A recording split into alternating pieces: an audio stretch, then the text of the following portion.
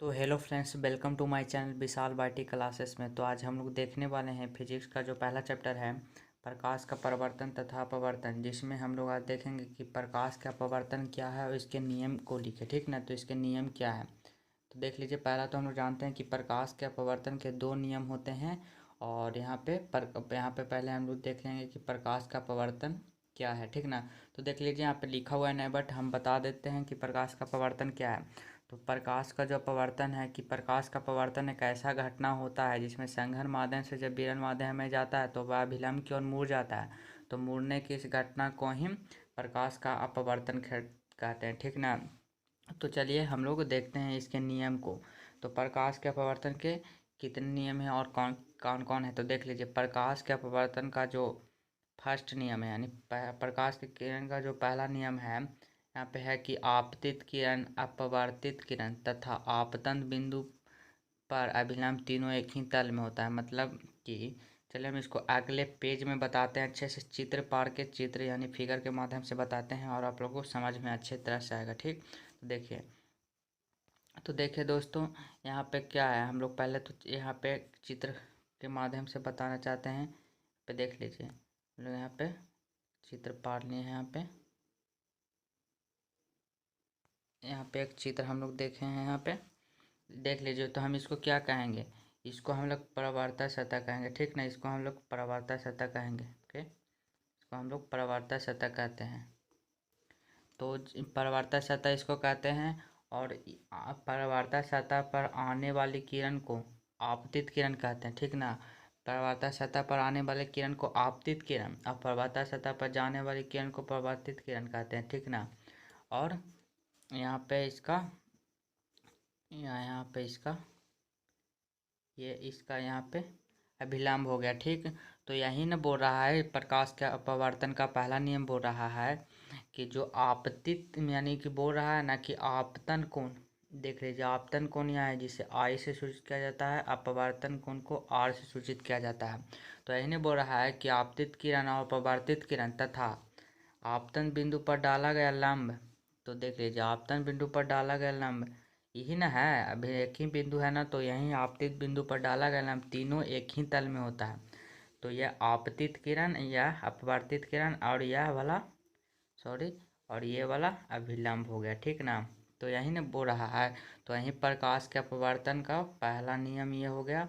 और दूसरा नियम बोलता है, जिसे दूसरा नियम को स्नेल का नियम भी कहा जाता है। दूसरा नियम बोलता है कि यानी कोण आई बराबर कोण आर, यानी आपतन का कोण बराबर अपवर्तन का कोण, दोनों आपस में बराबर होता है, जिसे स्नेल का नियम कहता है। स्नेल के नियम को म्यू से सूचित किया जाता है, जिसका फार्मूला साइन आई बटे साइन आर होता है। ठीक ना, ये बहुत वीवीआई है, इसको थोड़ा ध्यान आप लोग रखिएगा, अच्छे से इसको थोड़ा ध्यान रखिए का, बहुत इम्पोर्टेंट है। ठीक ना, ये बहुत इम्पोर्टेंट है, इसको वीवीआई कर देते हैं, बहुत इम्पोर्टेंट है। स्नेल का नियम बहुत पूछा भी जाता है और यह भी पूछा जाता है कि प्रकाश के अपवर्तन या परिवर्तन के केमा नियम को ही यानी स्नेल का नियम कहते हैं, तो दूसरा नियम को स्नेल का नियम कहते हैं।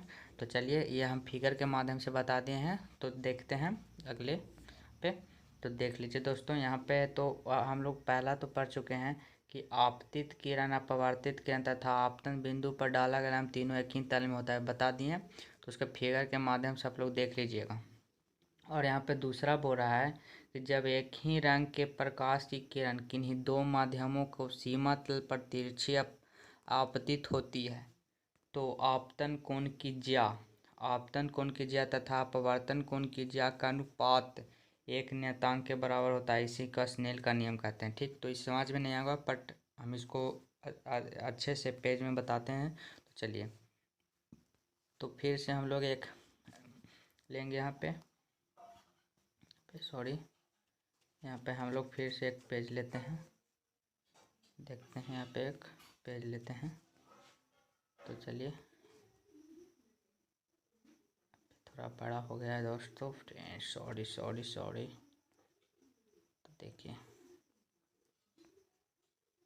तो देखिए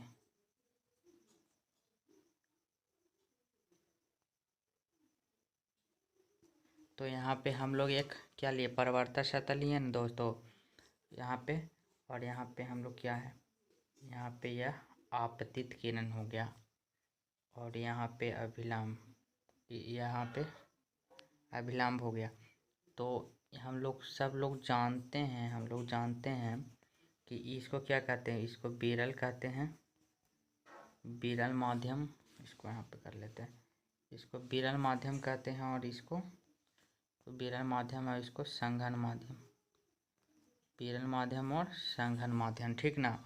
तो हम लोग जानते हैं कि जब प्रकाश की किरण जब विरल माध्यम से संघन किया जाता है तो अभिलंब की ओर यहाँ पे ऐसे करके मुड़ जाता है, ओके ना। तो यहाँ पर हम लोग जानते हैं कि आपतन का कोण हो गया, अपवर्तन का कोण हो गया। तो यही ना बोल रहा है कि अलग अलग माध्यम में, तो यहाँ पे विरल माध्यम हो गया या सघन माध्यम है, तो यही स्नेल का दूसरा नियम है, इसको भी हम लोग फिगर के माध्यम से, और यहाँ पे आपतन कोण किया जाता था, अपवर्तन कोण किया गया का अनुपात बराबर होता है, इसी को स्नेल का नियम कहते हैं। इसको एकदम याद रखिए, साइन आई बटे साइन आर, साइन आई बटे साइन आर।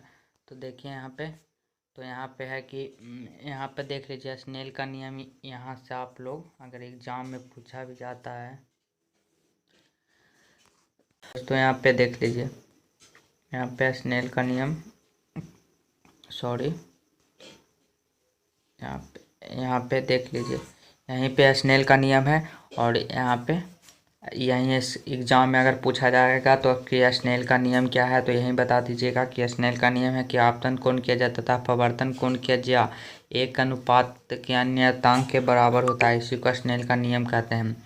दोस्तों यह एग्ज़ाम के यानी 2000 जो आप लोगों का 25 में एग्ज़ाम पढ़ने वाला है, इससे दृष्टि से बहुत एग्ज़ाम के लिए बहुत महत्वपूर्ण है, और इसको एकदम एक तरह से बोला जाए तो इतना अच्छा से इसे पढ़ें ना, बहुत बार इसे रिवीजन कर करके पढ़ें, क्योंकि एग्ज़ाम में पूछा भी जा सकता है, 90% चांस है कि यह 2025 के एग्ज़ाम में पूछा जा सकता है, ठीक ना दोस्तों। तो अगर वीडियो पसंद आता है तो चैनल को सब्सक्राइब कीजिए एंड लाइक भी कीजिए।